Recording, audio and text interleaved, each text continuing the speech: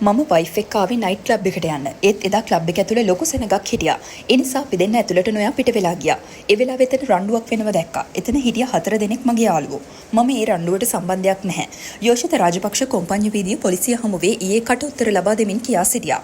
Colombo union පෙදෙසේ පිහිටි රාත්‍රී සමාජ ශාලාවක ආරක්ෂක නිලධාරියෙකුට පහර දීමේ සිද්ධිය සම්බන්ධයෙන් කොම්පඤ්ඤු වීදිය පොලිසිය සිදු කරන විමර්ශනයකට අදාළව ප්‍රකාශ ලබා දෙමින් යෝෂිත රාජපක්ෂ මහතා මේ බව සඳහන් කළා.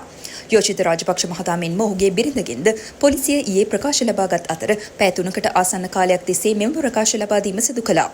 මෙම පහර දීමේ සිද්ධිය සම්බන්ධයෙන් පුද්ගලයන් 10 දෙනෙකු පොලිසිය මේ වන විට හඳුනාගෙන ඇති අතර ඔවුන් සියලු දෙනා පදිංචි ස්ථාන අතහැර ගොස් ඇති බව හෙළි වී තිබෙනවා.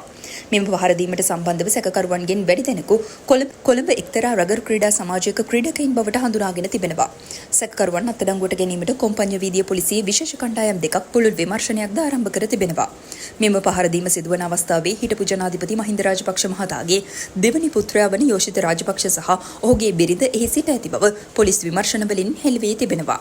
මොවුන් දෙදෙනා ප්‍රකාශ ලබා ගැනීම සඳහා කැඳවා ඇත්තේ ද ඒ අනුවයි.